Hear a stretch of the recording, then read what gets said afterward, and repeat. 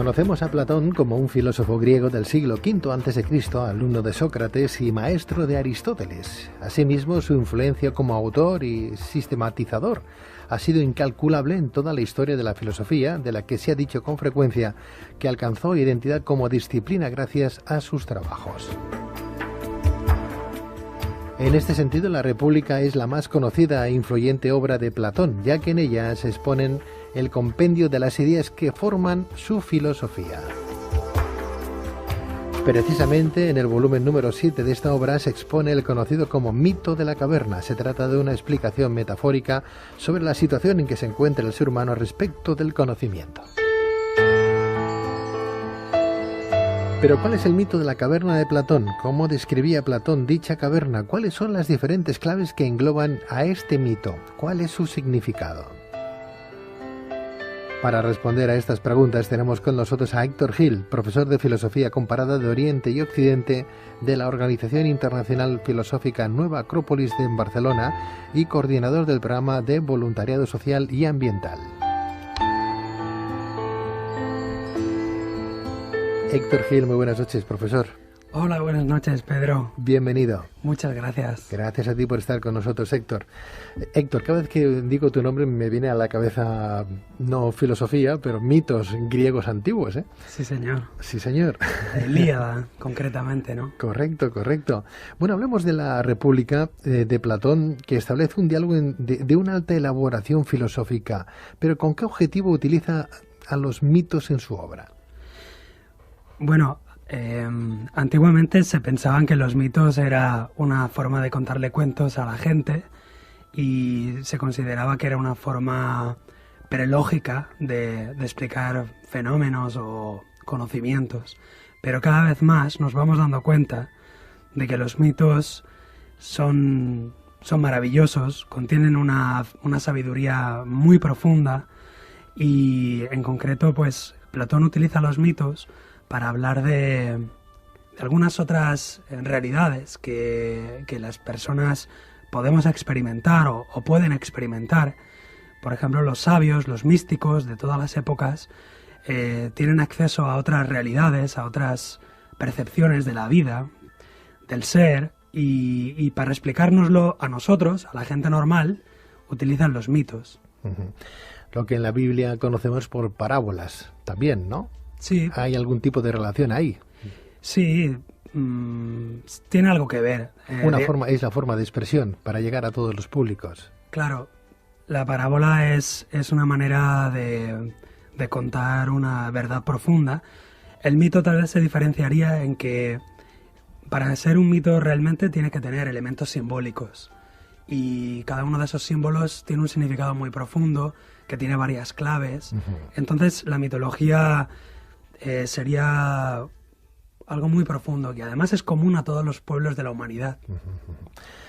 Es más, los derviches, los sufís cuentan en esa especie de mitos, en esa especie de cuentos, ¿verdad? Realidades, ¿no? Pues para llegar a la trascendencia, a explicar la verdad, etcétera, etcétera. Es una forma llana de explicarle a la gente del pueblo, pues un poco que no podrían comprender con las luces del conocimiento, porque no lo tenían tampoco en aquel preciso instante, en aquella época, ¿no? Bueno, de hecho, uno de estos mitos es el conocido como el mito de la caverna. Héctor, ¿de qué se trata dicho mito? ¿De qué habla? El mito de la caverna nos explica Sócrates, que es el personaje que está hablando en este momento en el capítulo 7, nos dice que imaginemos una cueva en un lugar oscuro, recóndito, en lo profundo de la tierra, y que imaginemos a unos seres humanos que desde pequeños están atados allí por los pies y por el cuello, mirando hacia el fondo de la caverna, hacia el fondo de una cueva. Detrás de ellos hay un muro, como una especie de paraván de los que usan los titiriteros, y por encima de este muro un fuego. Entre el muro y el fuego pasan unos hombres portando diferentes objetos, de manera que el fuego proyecta la sombra de estos objetos en el fondo de la cueva. Uh-huh. Las personas que están atadas desde pequeños nunca han mirado a ningún otro lugar, siempre han mirado hacia el fondo de la cueva y lo único que han visto en su vida han sido las sombras. De forma que para ellos es toda la realidad que existe. A la vez, esos hombres que van portando objetos van hablando entre sí y esas voces reverberan también en el fondo de la caverna. De manera que los hombres que están atados le dan realidad a las sombras y creen que las sombras van hablando, cuando son simplemente los ecos. Esta es la situación de partida. Y luego Sócrates nos propone más cosas, nos propone que nos imaginemos a uno de esos esclavizados, hombres o mujeres, que logra soltarse de sus cadenas y mirar hacia el fuego, encaramarse por un camino difícil, áspero y escarpado, dice, y lograr, buscando el aire natural, el aire fresco, lograr salir afuera de la cueva. Dice que imaginemos qué le pasaría a esa persona hasta que llegue a salir afuera y comprobar que realmente la naturaleza está allí fuera, ¿no? La vida, digamos, natural sería allí fuera. Héctor, es más, en esta explicación metafórica, Platón explica su teoría de cómo con conocimiento podemos captar la existencia de los dos mundos, el mundo sensible y el mundo inteligible. El mundo sensible es el conocido a través de los sentidos, ¿verdad? Y el mundo inteligible es solo alcanzable mediante el uso exclusivo de la razón. Es curioso que lo inteligible, lo que no se acaba de entender, lo que no se comprende, acaba la razón por entenderlo, ¿no? Si eso lo aplicamos a otro tipo de situación, no tendría lugar. Hablamos, por ejemplo, de misterios, ¿no? La razón no puede explicar el misterio de la divinidad, por ejemplo, ¿no? De la tríada, ¿no? ¿Dónde está? Pues ahí, por mucha razón que busquemos, eso es inteligible para la mente humana, ¿no? ¿Dónde está? Aquí hay una confusión que aparece muchas veces y en clase pues lo encontramos muchas veces con los alumnos, y es que la palabra inteligible se entiende mal. Lo que quiere decir inteligible es que es aprehendible por la inteligencia, es decir, que se puede inteligibilizar, es decir, que se puede captar por la inteligencia. Por lo tanto, el mundo inteligible sí que es accesible a través de la inteligencia.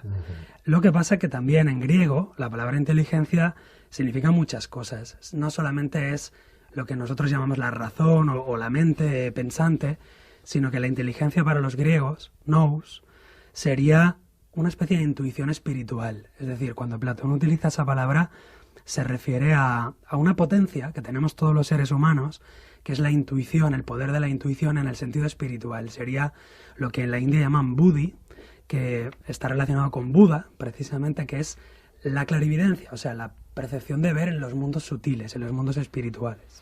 Volvamos a ese mito de la caverna, volvamos dentro, y dentro de esta alegoría de Platón, Héctor, ¿qué es lo que era considerado como verdad por dichos prisioneros? Por los prisioneros, las sombras proyectadas en el fondo y los ecos eran toda la verdad. Claro, esto es un poco divertido si lo vemos así como un teatro de sombras chinas o como una película de cine. El problema es que es un juego un poco macabro, porque realmente el ser humano no ha nacido para estar atado, para estar esclavizado, sino que el ser humano ha nacido para poder correr, para poder saltar, para poder disfrutar, para poder caminar y para muchas miles de cosas más. Pero esta limitación alegórica nos quiere decir que realmente vivimos muy poco de lo que la realidad es. Y en concreto Platón se refiere a que nosotros, las personas, digamos, ignorantes o normales, vivimos exclusivamente dándole realidad a lo que captamos por los sentidos, que está bien, tiene cierta realidad, pero no es la única realidad. Según Platón, ¿cuál es entonces el estado espiritual de estos hombres? Pues es un estado paupérrimo, un estado muy triste y un estado de ignorancia, porque no olvidemos que el mito lo que pretende explicar es el estado en cuanto a la educación del ser humano. El mito empieza diciendo, así está la educación humana, es decir, que lo que nos está diciendo es que estamos mal educados. Lo único que hemos de hacer para Platón, en realidad no hemos de cambiar al ser humano para nada, sino simplemente hemos de mirar hacia arriba, mirar no solamente hacia el mundo de abajo, sino hacia el mundo de arriba. Platón afirma, quiero entender, ¿no, Héctor? Corrígeme si estoy equivocado, que los prisioneros de esta morada subterránea, son iguales a nosotros, por extraño que a primera vista puedan parecer, ¿no? Están atados, encadenados desde pequeñitos, han crecido de esa manera, mirando al fondo de la caverna, ¿no? El estado físico de estos trogloditas, creo que los llama de esa manera, es en lo espiritual el estado general de la humanidad, lo que percibimos a día de hoy, ¿no? Así estamos todos mirando adentro de la caverna porque no sabemos mirar nuestro corazón y nuestros sentidos. No somos sensibles a lo que nos está pasando. Tenemos de nosotros mismos y de lo que nos rodea visiones deformadas por los prejuicios, por las pasiones, por las modas y distorsiones de toda índole que nos mantienen encorvados y fija la mirada en una sola dirección, los intereses de los amos de la caverna. Podemos ver los intereses de los amos, ¿quiénes serían a día de hoy? Los políticos, los gobernantes, los cargos electos, nuestros jefes en un momento determinado, si nos llevamos mal con ellos sobre todo, ¿verdad? Cuando uno no se siente libre, se siente aprisionado, cualquier forma de mandato es una sombra que te tiene encadenada ahí, ¿no? Es muy curioso esto que dices, Pedro, porque Platón propone un poco de forma humorística que los que están encadenados ahí, que somos todos, o sea, representa a la humanidad en general, ellos, entre ellos, eligen al líder de todos los que están encadenados en función de si adivina las sombras o no las adivina, en función de si reconoce los ecos o no los reconoce. Es decir, que entre los encadenados eligen sus propios líderes, pero no son ellos los amos de la caverna. ¿Esto qué quiere decir? Pues bueno, no lo sé, ¿eh? La verdad que esto es muy profundo, pero bueno, en filosofía estudiamos que tal vez los amos de la caverna no sean simplemente los gobernantes, es una manera simplista de decir, o los que gobiernan los países y tal. En realidad siempre hay como algo más detrás. Se sabe, y cada vez se sabe más claramente, que realmente pues los presidentes de los países y los gobernantes no dirigen el mundo. Es decir, ellos mismos están sometidos a las presiones de otro tipo, ¿no? De presiones económicas, presiones de poder. Clubes de los 300, Bilderberg y compañía, sí, sí. Sí, bueno, ya en la época de Platón todo esto existía, entonces no solamente son esos, sino a qué se referirá, ¿no? Se referirá incluso también a nuestras propias sombras interiores, ¿no? Porque nosotros a veces le echamos la culpa a los de afuera, de que nos manejan, de que nos dominan, pero también, ¿qué hacemos nosotros? Claro, también un poco Platón nos dice que cada uno de nosotros somos responsables de nuestra propia libertad y de nuestra propia educación, y que tenemos tiranos interiores, que son los peores en realidad, ¿no? Que son nuestras sombras. Sí. Y en este texto platónico, Héctor, ¿cómo se describe el proceso por el cual un prisionero es liberado de la caverna y sale al mundo exterior? ¿Qué es lo que experimenta? ¿Por qué ocurre? Es muy curioso porque todo el mundo lo hemos experimentado alguna vez. Cuando estamos en el balcón viendo la playa o estamos al aire libre y hace mucho sol y de repente entramos adentro a la casa y nos quedamos ciegos durante un rato porque hemos estado viendo el sol mucho rato, pues ese proceso de quedarse ciego ocurre tanto para el que sale de la caverna y mira el sol como para el que estando fuera vuelve a entrar. Entonces, el que está adentro y empieza a despegarse de las sombras, esto quiere decir, se empieza a dar cuenta de que la materia no es todo lo que existe, se empieza a dar cuenta de que necesita un objetivo profundo para vivir, se empieza a dar cuenta de que la vida pública está completamente manipulada por las corrientes de opinión. Entonces, cualquier persona que se da cuenta de todas estas cosas, lo primero que hace es quedarse ciego y decir, bueno, ¿y ahora qué? Y se queda desorientado, incluso cree que se ha vuelto loco. No, amigos, no os habéis vuelto locos. Simplemente estáis empezando a filosofar. Porque, ¿qué simboliza entonces esa realidad exterior que puede observar el hombre que está fuera de la caverna? Tiene varias claves. En una clave moral significa tomar las riendas de tu propia vida, ¿no? O sea, significa empezar a no echarle la culpa a los demás de todo lo que te pasa, empezar a comprender que existen leyes como el karma, como el dharma, empezar a pensar que tú mismo eres el que te vas creando tus situaciones, tus realidades, Y el tomar las riendas de tu propia vida da mucho vértigo, te deja un poco ciego al principio. Pero bueno, también significa, pues, en otros niveles más ontológicos, por ejemplo, ¿no?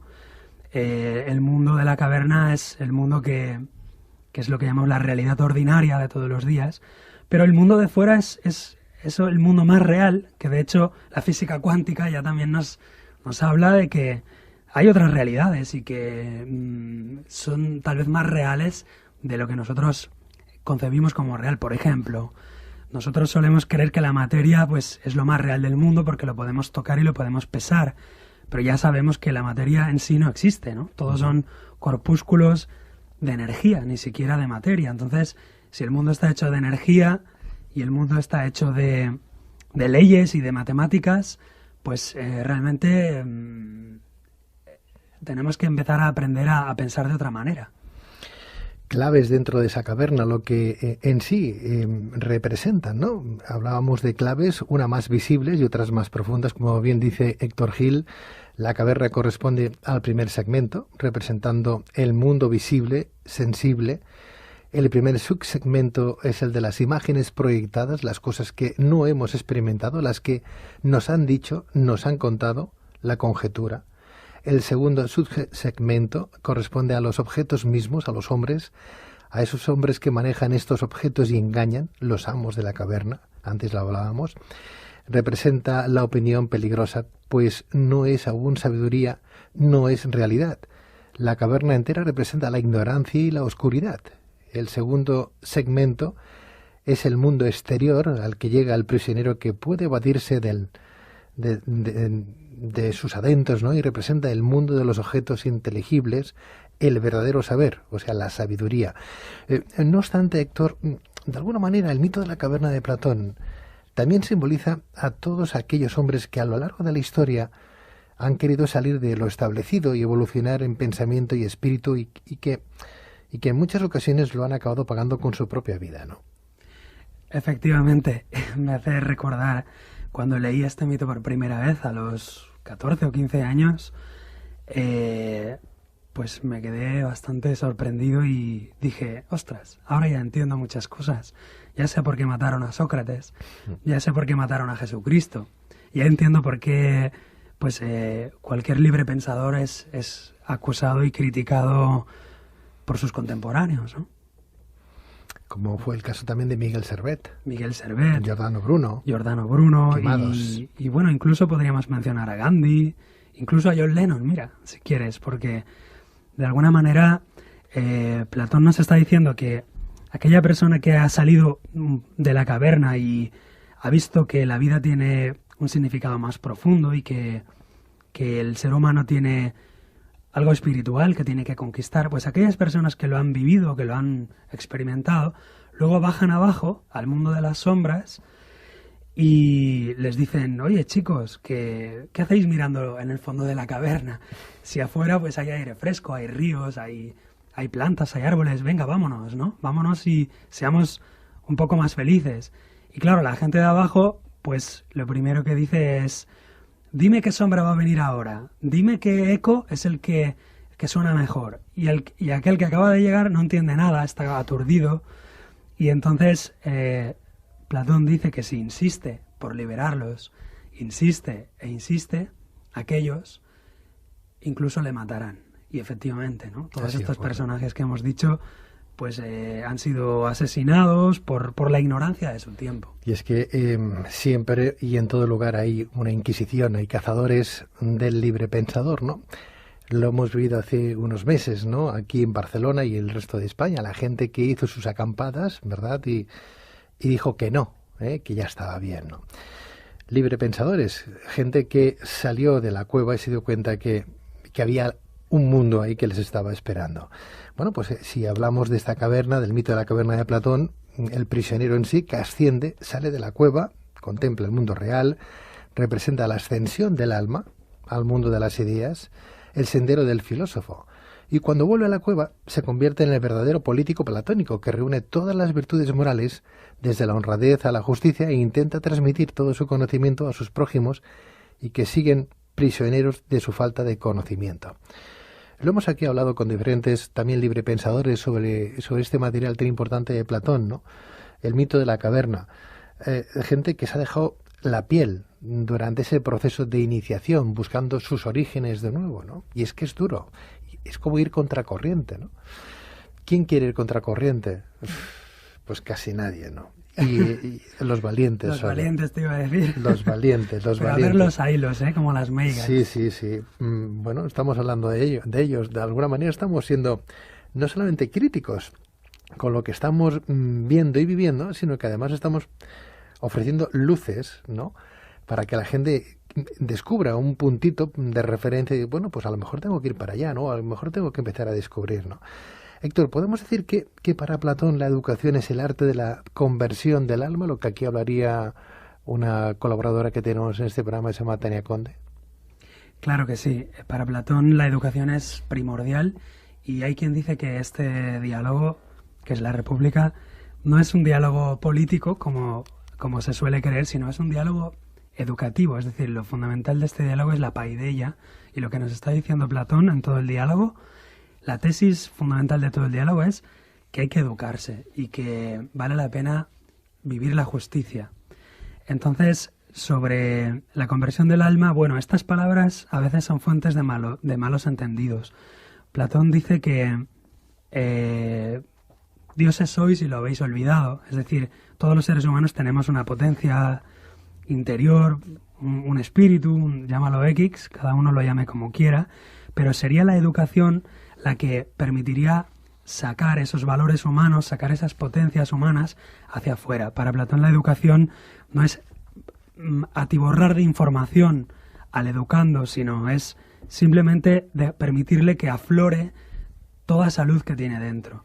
Entonces, también en otro pasaje Platón dice que la educación sería simplemente enseñarle a los ojos del alma a mirar hacia arriba, es decir, mirar hacia abajo, pero también volver los ojos del alma hacia arriba, hacia las realidades superiores o las realidades eternas o las leyes de la naturaleza, diríamos hoy en día, o las ideas arquetípicas.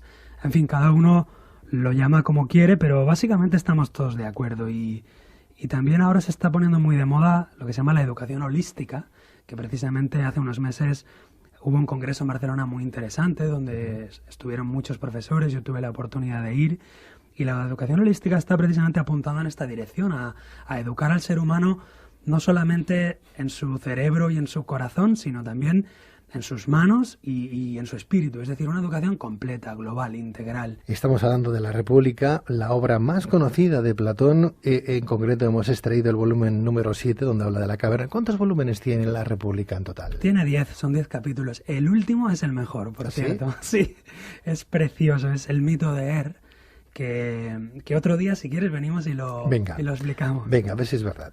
Héctor Gil, profesor de Filosofía Comparada de Oriente y Occidente de la Organización Internacional Filosófica Nueva Acrópolis en Barcelona. Además, es coordinador, como decíamos, del programa de voluntariado social y ambiental.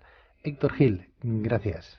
Muchas gracias a vosotros, a todo el equipo, por la oportunidad de hablar de estos temas. Un abrazo fuerte, Héctor. Igualmente. Gracias y buenas noches.